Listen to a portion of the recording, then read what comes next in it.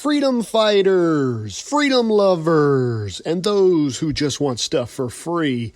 Hello, greetings. It is I, your favorite obscure social studies teacher with slightly above average looks, intelligence, and style, Mr. Palumbo, and this is the Professor Liberty Podcast. Thanks for tuning in, folks. I always appreciate it. If you'd like to email the show, the email is professorliberty1776@gmail.com.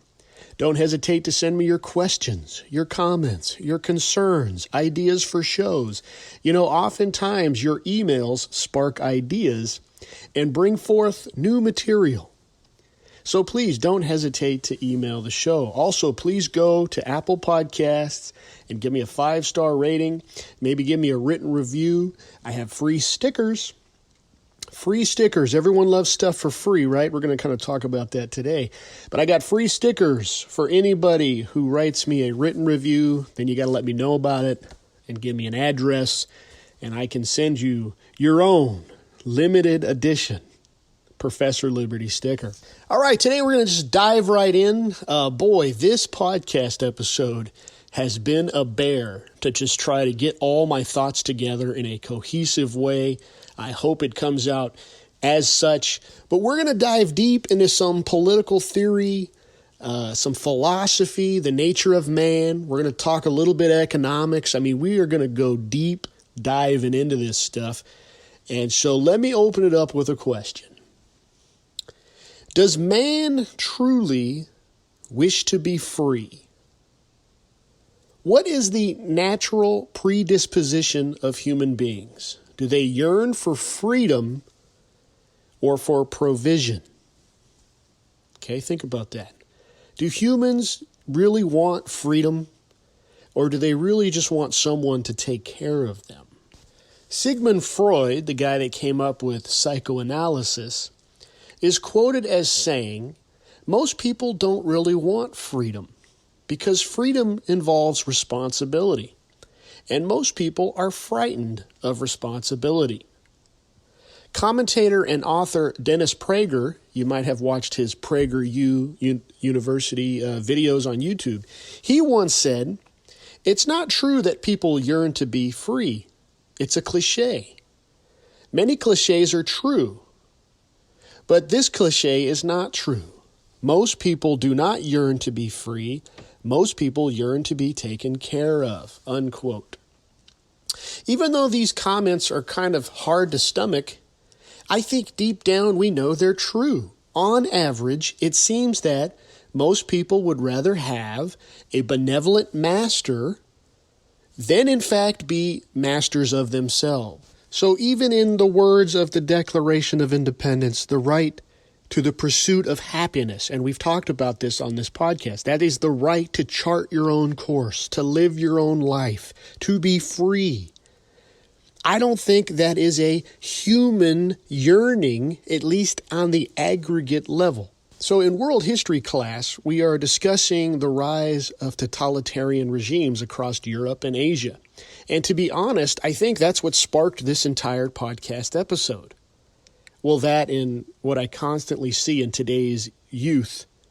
A major reoccurring theme during the 30s, especially in Europe, is this phenomena where people openly reject democracy. And yet, ironically, through the democratic process, vote for authoritarian candidates. Of course, I'm speaking of people like Mussolini and Hitler. Of course, in this country, it's not much different. At least since FDR, we have had this idea where you vote for a president and he will give you things. He will make your life better. He will provide things. You remember the Obama phone. I'm voting so I can get a free Obama phone, right? So even in this country, it's the same way. Democratically voting for people to become leader so then that you will give me things. I mean, clearly, can you imagine a candidate today going, hey, vote for me? And I think Barry Goldwater, to some degree, tried this in the late 60s, and he got demolished by Lyndon Johnson. But could you imagine a candidate saying, vote for me, and I'm going to leave you alone?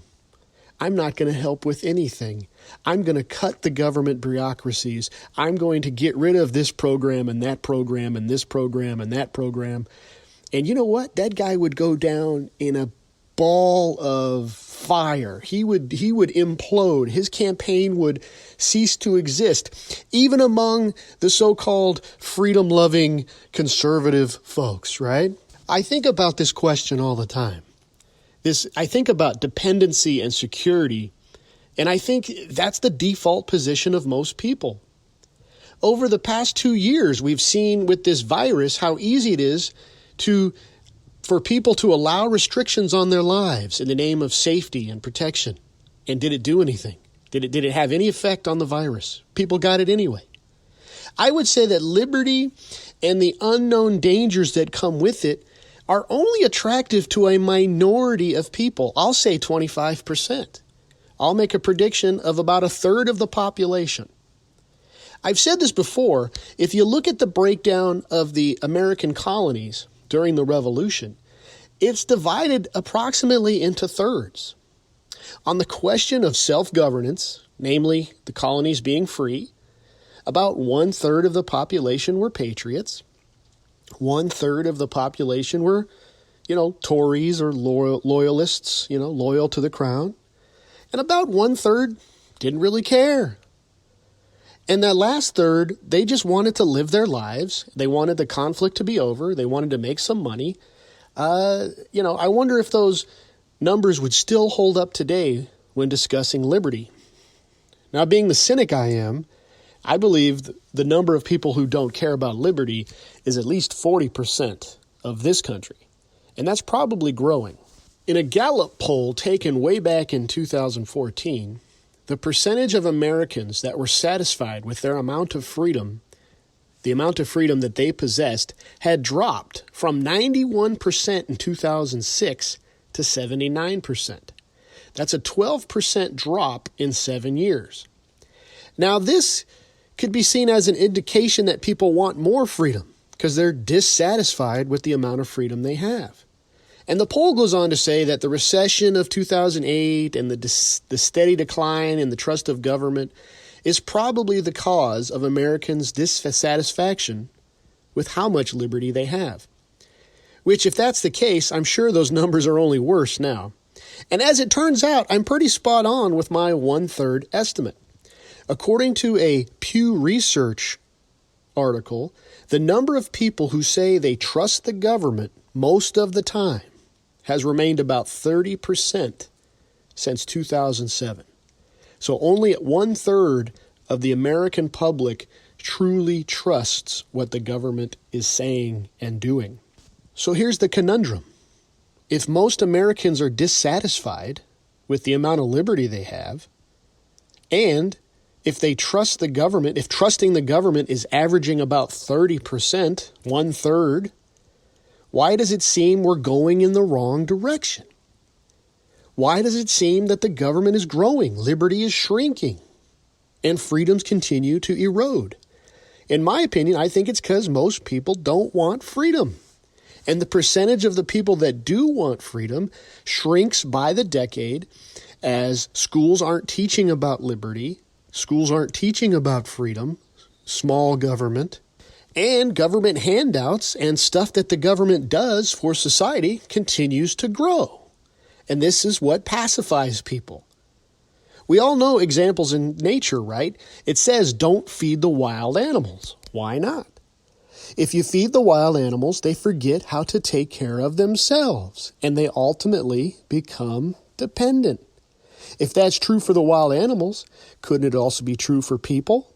Did you know about 20% of the population in America receives some kind of welfare benefits each month? 20%. Coincidentally, about 20% of the population is enrolled in Medicaid, which is the government-funded health care for seniors. Government provides housing, food, college, medical assistance, free vaccines, even free money. Since 2020, Americans have been receiving a steady stream of stimulus checks. Free paper money, no work required. Now, all of this has to suppress whatever liberty-loving instincts people would have naturally, would it not? And lo and behold, it's not surprising that younger Americans are falling right in line. A Pew Research Center study back in 2018 noted that the Gen Zers, so those are people born 1996-ish, the Gen Zers, so this is the generation after the millennials, are, quote, progressive and pro-government. A Forbes magazine article entitled 8 Ways Gen Z Will Be Different Than Millennials in the Workplace led with characteristic number 1. Wait for it. Gen Zers are, quote, motivated by security, unquote. This makes sense then that younger generations who are motivated by security are also attracted to the allures of socialism. According to Education News, a poll taken in 2020 noted that almost half, 49%, of Gen Zers had a favorable view of socialism. Now, I'm going to try to labor this point, and hopefully I succeed, but a lot of things in economics are counterintuitive. Well, what does that mean? That counterintuitive means things that seem to contradict common sense. This is why the allure and the attractiveness of socialism is always strong among the young and among those who are idealists and among those who, frankly, don't know anything about it. Even the famous economist Thomas Sowell said that he was once a Marxist because it seemed to make sense of reality. Of course, the more he studied, the more he learned or realized socialism is false. This is why teaching about socialism is so important. However, since the end of the Cold War, kids are growing up not learning about the horrors of socialism, but instead they're being indoctrinated into it. We have whole swaths of the country who grew up seeing the juxtaposition of capitalism and socialism on their TV screens. You could see the Berlin Wall right there in all its glory. And on one side, there was misery and poverty. And on the other side, there was prosperity and freedom. You can see that today with North Korea. They always show the satellite. South Korea is lit up like a Christmas tree. And North Korea, you can't see anything. There's darkness. We have people literally thinking that socialism is going to allow them a whole lifetime of just luxury where they can blog and they can go to Starbucks and they don't have to work. Who cares if they're free? Their bellies will be full. They'll have no responsibility. Socialism promises the utopian experience. You can be freed from the shackles of things like work and bills and mortgages. This comes from Karl Marx himself. He describes this fantasy in his work, The German Ideology, where he writes, quote, "For as soon as the distribution of labor comes into being, each man has a particular, exclusive fear of activity, which is forced upon him and from which he cannot escape. He is a hunter. He is a fisherman. He is a herdsman. He is a critical critic, and must remain so if he does not want to lose his means of livelihood. While in a communist society where nobody has one exclusive fear of activity, but each can become accomplished in any branch he wishes, society regulates the general production and thus makes it possible for me to do one thing today and another thing tomorrow, to hunt in the morning and fish in the afternoon, to rear cattle in the evening, to criticize after dinner, just as I have a mind, without fear of becoming the hunter, the fisherman, the herdsman, the critic," unquote. So according to Marx, because of capitalism, and because of the materialistic world of supply and demand, and because of greed and profit, people are forced into jobs so they can make money and support themselves. Imagine the horror. But once communism is instituted, somehow magically, these constraints will be erased and people can do whatever they want. How is this possible? Well, it's not.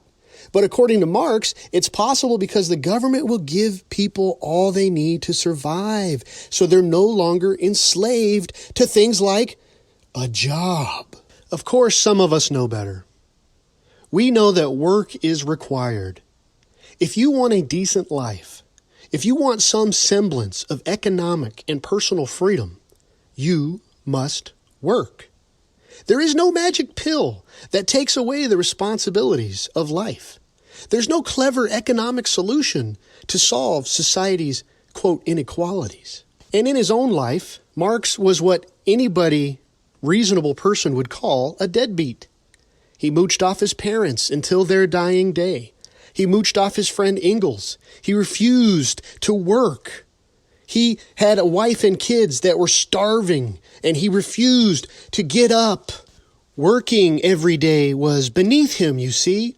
And this makes sense because this is Marx we're talking about. If he had a steady job, he might be a tool, a slave of the bourgeois. So he had to put his money where his mouth is and be a deadbeat loser.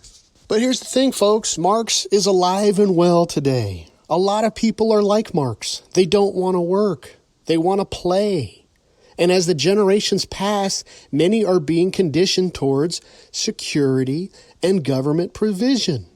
In fact, I just saw this morning somewhere on the internet that there is an anti-work subreddit. So this whole thread, this whole group on Reddit is called anti-work. This whole group sits around talking about how they don't want to work, right? Working is bad. It has 1.6 million followers. Almost 2 million people on this thread sit around talking about not working. Talk about little Karl Marxes. All these little Karl Marx children living out the fantasy. Why? Because they'd rather play video games or watch Netflix. Or, instead of going out and working and building something and leaving a legacy, they want to do nothing, no responsibility. Well, if you want freedom, you have to have responsibility. So let's go back to my question here. Let's circle back, as someone in the press corps often says today. We'll circle back to that. So let's circle back and let's go back to the original question. Do humans yearn to be free? Is it the natural state or desire of human beings to be free? Or do people mostly just want safety and security?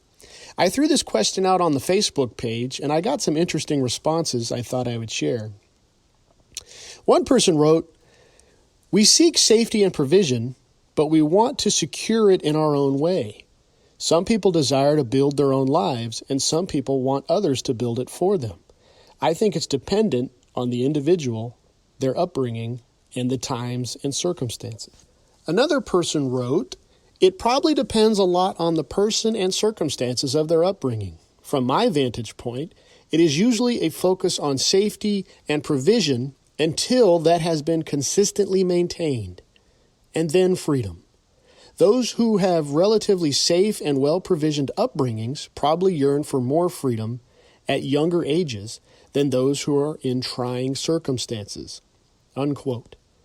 I tell you, I got some smart cookies that follow Professor Liberty. You can go to the Facebook page and become part of... It's definitely not going to be a thread on anti-work, I'll tell you that. After reading these and other responses, I think the common themes are the yearning for freedom, in a sense, is individualistic. So it goes down to the person, because when it goes to the masses, like a lot of other things, it gets convoluted.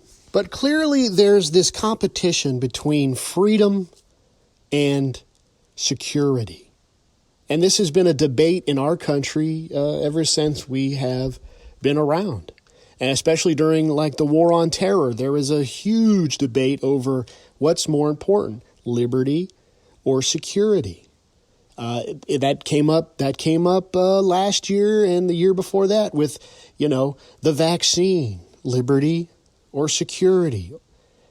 And this is where education comes in.